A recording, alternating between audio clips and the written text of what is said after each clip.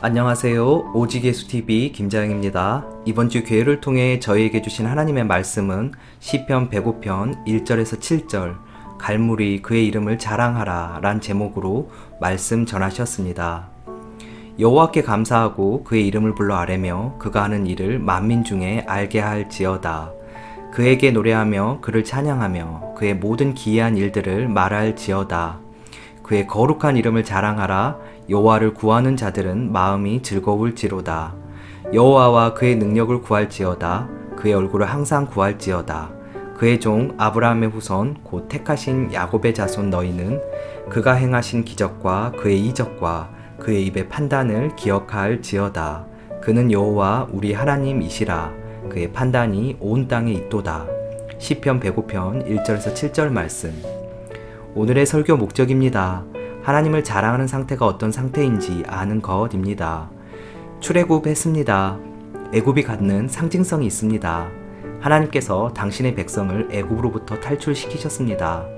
애굽에서 탈출시켜서 복을 주신다는 하나님의 개념이 우리가 생각하는 것과 너무 다릅니다. 우리는 애굽으로부터 탈출하면 안 됩니다. 애굽은 당대 최고의 것이었고 전 세계가 애굽에 속하기를 원했습니다. 문명의 꽃이었습니다. 그렇다면 하나님의 백성을 거기서 탈출시키는 것이 아니라 그 안에서 각 계층으로 보내서 바꾸면 됩니다. 그런데 하나님께서는 당신의 백성을 애굽으로부터 광야로 끌어냅니다. 최고의 가치라고 여기는 그곳으로부터 꺼냅니다. 통째로 꺼내서 광야로 데리고 가십니다. 애굽이 최고가 아니란다. 그것을 최고로 목적 삼으면 안 된단다. 그곳이 이상향이 아니란다. 새롭게 출발해야 한다며 광야로 데리고 가십니다. 이렇게 의식이 바뀌어야 합니다. 그리고 난 뒤 하나님의 사람들이 가나안으로 들어갔습니다. 하나님의 마음과 생각을 알 수 있도록 단련시키셨습니다. 그런데 바벨론이 또 등장해서 하나님의 사람들을 포로로 잡아갑니다. 바벨론이 갖는 상징도 있습니다. 하나님의 사람들이 다시 포로가 됩니다. 바벨론은 바알과 아세라 신을 섬깁니다. 풍요와 다산, 가정의 행복, 이번엔 풍요의 포로가 됩니다. 현대 크리스천, 현대 교회를 보십시오. 다 포로로 잡혀 있습니다. 크리스천은 세상 사람들과 완전히 종류가 다릅니다. 그리스도인은 세상 사람들과 같을 수가 없습니다. 그런데 많은 사람들이 다르다는 것을 모릅니다. 주님의 사람과 세상 사람은 종자가 다릅니다. 로마서 12장에 보면 바울은 하나님의 모든 자비하심으로 권하며 우리의 몸을 하나님이 기뻐하시는 산 제물로 드리라고 말합니다. 이것이 영적 예배라고 합니다. 산 제물로 바치는 것이 하나님의 기쁨입니다. 그리스도인은 제물입니다. 이유가 다릅니다. 세상 사람들과 완전히 다릅니다.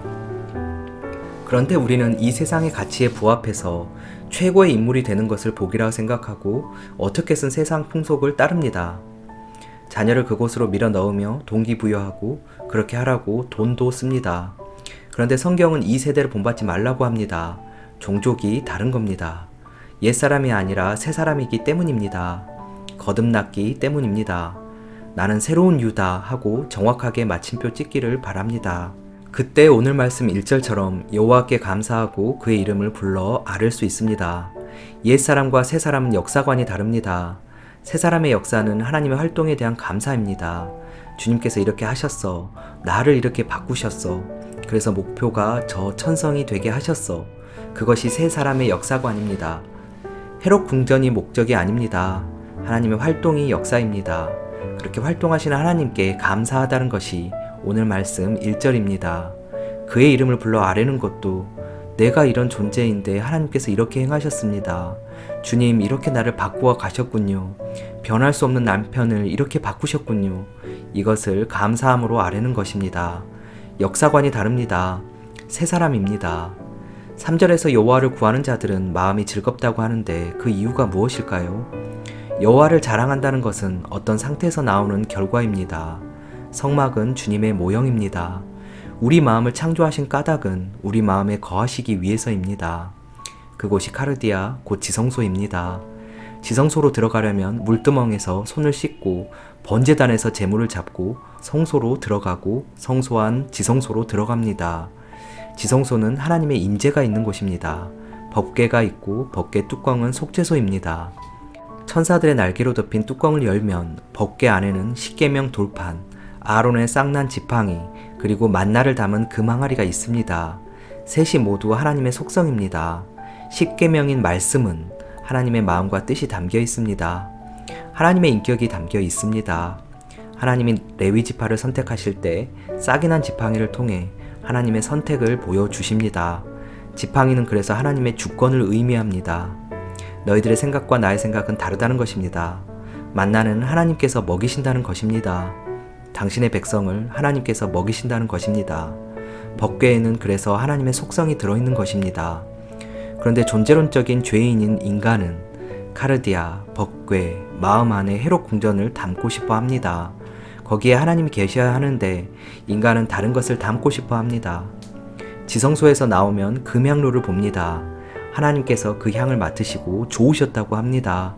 향이 올라가는 것을 기도라고 합니다. 카르디아 가운데 하나님의 속성이 담겨 있다면 어떤 기도를 할까요? 주님의 속성이 더 풍성해지기를 원합니다. 주님이 더 채워져 있기를 원합니다. 주님을 더 사랑하기를 원합니다. 그런데 마음이 자식을 담았다면 향로 앞에서 어떤 기도를 하겠습니까? 자녀 잘되게 해달라고 기도할 것입니다. 떡상에는 12지파를 의미하는 떡들이 12개 있습니다. 만족함입니다.